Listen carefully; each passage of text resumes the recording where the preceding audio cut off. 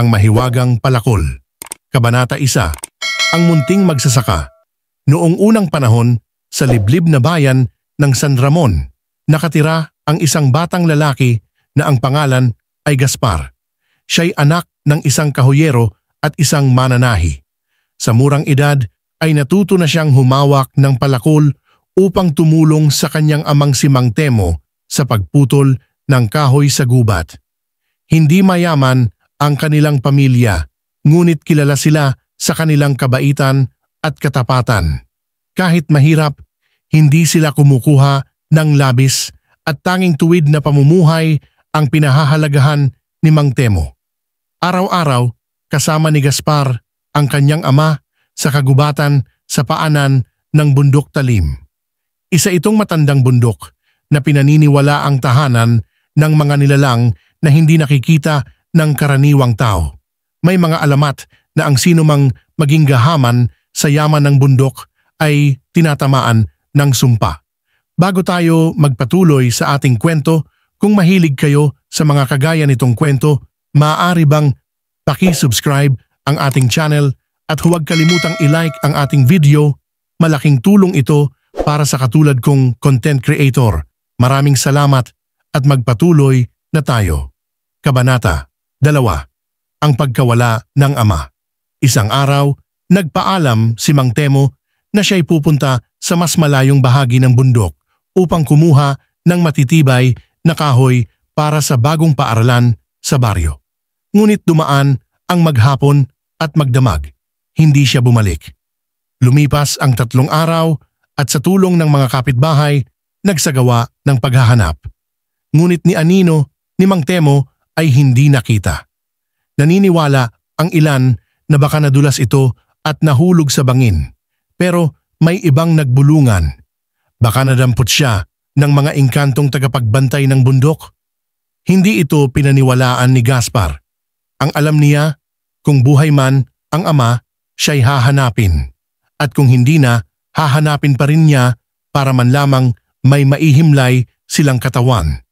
Kabanata 3. Ang lumang palakol. Ilang linggo ang lumipas. Habang nililinis ni Gaspar ang lumang kubo sa gubat na dating ginagamit nilang mag-ama, may natagpuan siyang lumang palakol sa ilalim ng sahig. Ito'y may kakaibang ukit sa hawakan, mga lumang simbolo at hugis na tila lumapa sa kasaysayan. Sa sandaling hawakan niya ito, tila may umalingaw-ngaw sa kanyang pandinig. Ang tunay na halaga ng palakol ay nasa kamay ng taong gumagamit nito. Nagulat si Gaspar, ngunit hindi siya natakot. Sa halip, isinama niya ito at ginamit sa kanyang pagpuputol ng kahoy. Laking gulat niya na ang palakol ay hindi na uupod, hindi kinakalawang at napakagaan sa kamay. Kahit matitigas na troso, napuputol na parang tinapay. Kabanata 4. Ang gahaman. Dahil sa mahiwagang palakol, mabilis lumago ang kabuhayan ni Gaspar. Nakapagpundar siya ng kariton, kalabaw at nakatulong sa iba pang magsasaka. Ngunit naging tampulan siya ng inggit, lalo na ni Calirio, isang matandang kahuyero na kilala sa pagiging tuso at sakim. Isang gabi, lihim na sinundan ni Calirio si Gaspar sa bundok. Nakita niya kung paano pumutol ng kahoy si Gaspar gamit ang palakol at nang makatiempo, ninakaw niya ito habang natutulog si Gaspar sa ilalim ng puno. Dinala niya ito sa pinakamalalim na bahagi ng kagubatan. Ngunit sa unang hampas niya, bumaligtad ang palakol at tinamaan ang kanyang sariling paa. Napasigaw siya sa sakit, subalit sa halip na dugo, itim na usok ang lumabas sa kanyang sugat at unti-unti siyang naging bato. Kabanata 5. Ang katotohanan at pagbabalik. Nagising si Gaspar kinabukasan at natuklasang nawawala ang palakol. Sinundan niya ang mga bakas ng paa hanggang sa gitna ng gubat kung saan nakita niya ang isang estatwang bato na kahugis ni Calirio. Sa tabi ng estatwa ay naroon ang mahiwagang palakol, nakatayo sa lupa, kumikislap sa sinag ng araw. Muling narinig ni Gaspar ang tinig. Ang palakol ay hindi para sa sakim. Sa puso ng tapat, ito'y nagbibigay biyaya.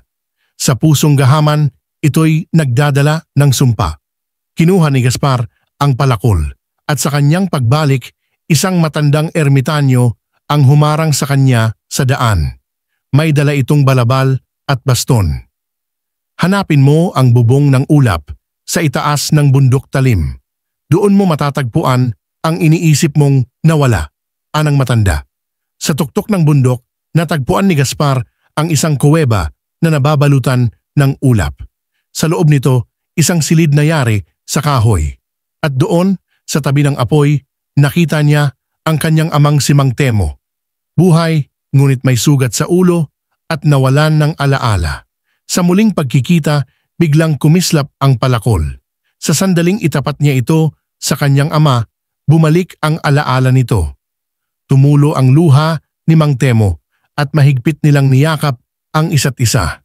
Bumalik sila sa San Ramon at muling namuhay ng simple. Ang mahiwagang palakol ay ibinaon ni Gaspar sa paanan ng bundok, sa tabi ng punong pinagtagpuan niya ito. Hindi para itago, kundi para ipasa sa susunod na karapat-dapat.